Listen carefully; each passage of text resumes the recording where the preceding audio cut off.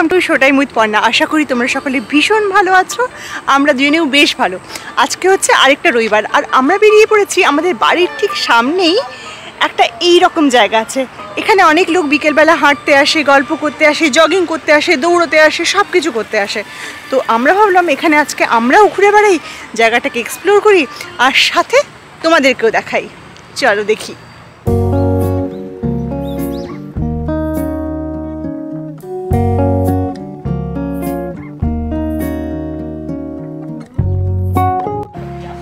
এখানে একটা বাচ্চাদের পড়ার জায়গা রয়েছে।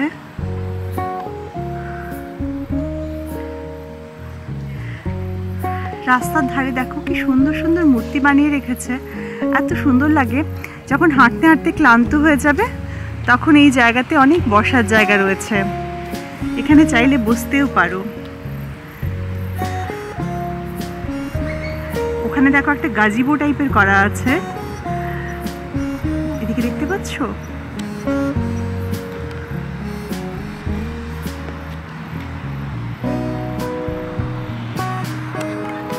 আর এদিকে দেখো ওপরে একটু কত কাশফুল হয়ে আছে।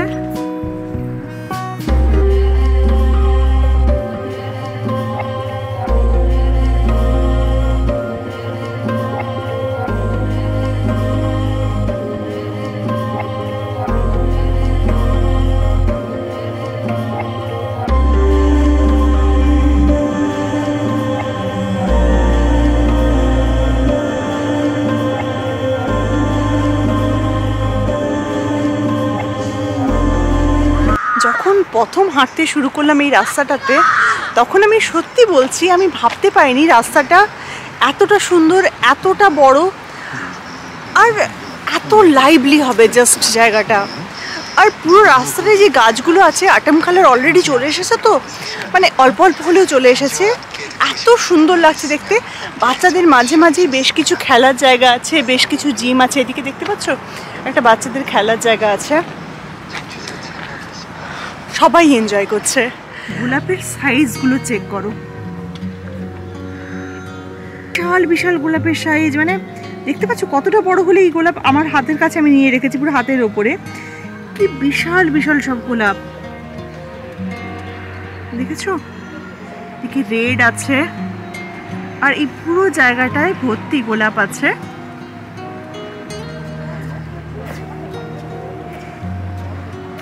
অর্ণব, তুমি একবার তোমার হাতের সাথে দেখাও কত বড় ঠিক গোলাপ হচ্ছে।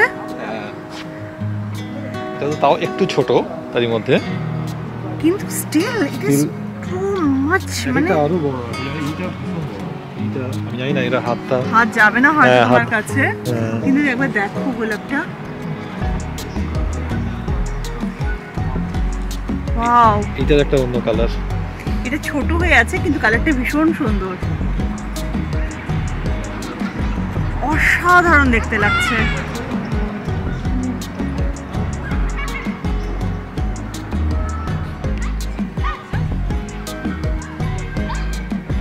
গোলাপের রংটাও কি সুন্দর, আর বিশাল বড় বড় গোলাপ।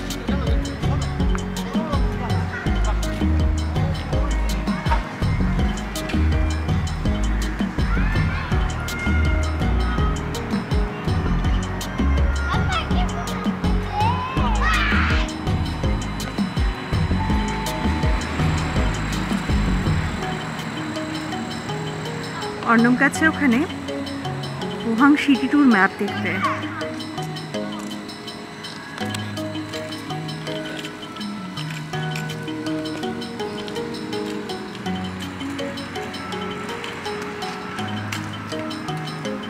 ওরে সাবাস, এটা তো খেয়ালই করিনি।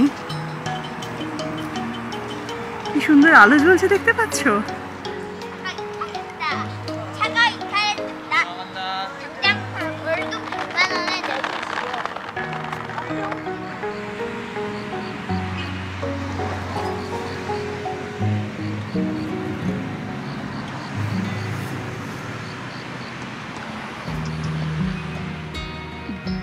অন্ধকার প্রায় হয়ে এসেছে।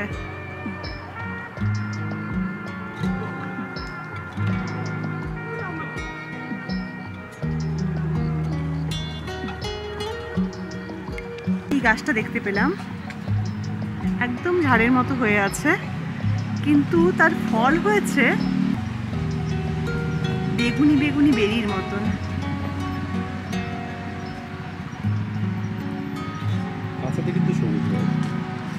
হ্যাঁ, কাঁচাটা সবুজ হয়ে আছে, কিন্তু যত ফলটা পাকছে তত বেগুনি হয়ে আছে, প্রচুর হয়ে আছে এই রাস্তাটাতে।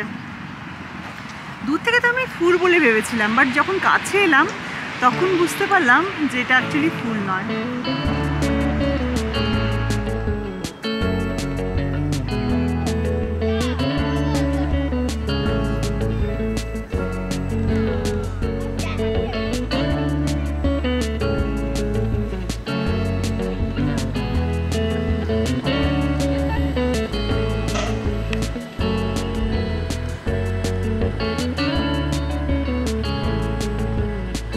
হাঁটতে হাঁটতে পুরো ক্লান্ত হয়ে গেছি, অনেক দূর পর্যন্ত হেঁটে গেছিলাম। বাড়িতে ফিরে এখন বাড়ির প্রায় কাছাকাছি পৌঁছে গেছি, আর 3-4 মিনিট লাগবে বাড়িতে এখান থেকে যেতে। 3-4 মিনিট লাগবে তো নাকি? 3-4 মিনিট লাগবে টাইম। আর বাড়িতে গিয়ে ইলিশ মাছ বের করে দিয়ে এসেছি, ইলিশ মাছের তেল ঝাল রান্না করব আর ভাত। এটা হচ্ছে আমাদের ডিনার আজকের। আর ইলিশ মাছের যে তেল ঝালটা রান্না করব সেটার রেসিপি তোমাদের সাথে শেয়ার করতে চলেছি। চলো তাহলে এখন রেসিপি দেখো, আর ভিডিওটা ভালো লেগে থাকলে অবশ্যই লাইক শেয়ার কমেন্ট করে আমাকে জানিও যে তোমাদের ঠিক কতটা ভালো লেগেছে ভিডিওটা। আর ভালো থেকো। এখন আমি চলে এসেছি ইলিশের তেল ঝালের রেসিপি নিয়ে। এটা হচ্ছে বাংলাদেশি ইলিশ। এখানে কোরিয়াতে বাংলাদেশি বেশ কিছু শপ আছে যেখানে বাংলাদেশি ইলিশ পাওয়া যায় আর ভীষণ টেস্টি হয়। এখন ইলিশের তেল ঝালের জন্য আমি প্রথমেই একটা বেগুন কেটে নেব, যেটা আমি নুন হলুদ দিয়ে ভাজতে দেব।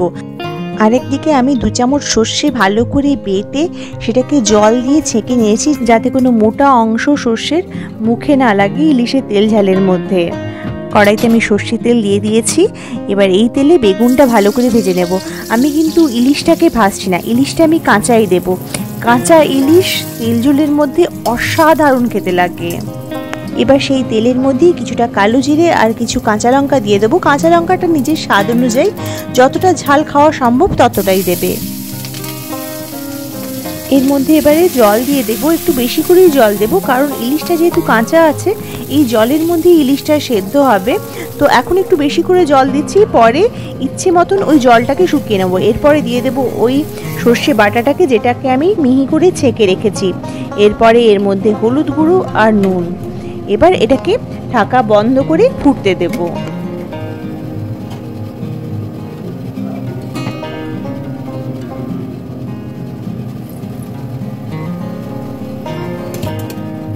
ভালো করে ফুটে গেছে ঝোলটা। এবার আমি এর মধ্যে কাঁচা ইলিশগুলো দিয়ে দেব, একটু সাবধানে, কারণ ইলিশ মাছ খুব নরম হয়। তো স্বাভাবিকভাবে পুরো ইলিশ মাছের যে রেসিপিটা হবে খুব সাবধানে সবগুলো কাজ করতে হবে।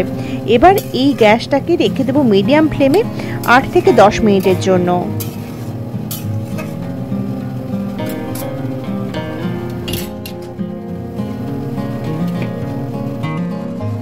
8 থেকে 10 মিনিট পরেই ঢাকা খুলে সাবধানে ইলিশ মাছগুলোকে উল্টে দেব এক এক করে।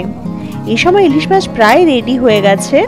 একবার উল্টে দিয়ে 4-5 মিনিট রান্না করলেই হবে। এই সময় আমি বেগুনগুলোও দিয়ে দেব।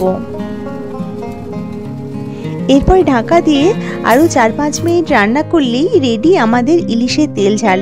এবারে ওপর থেকে কিছু লঙ্কা ছড়িয়ে দেব আর সার্ভ করে দেব প্লেটে। তবে এই রেসিপিটাকে অবশ্যই ট্রাই করো আর চ্যানেলটাকে সাবস্ক্রাইব করতে ভুলো না। দেখা হচ্ছে পরের ভিডিওতে, ততদিন পর্যন্ত টাটা।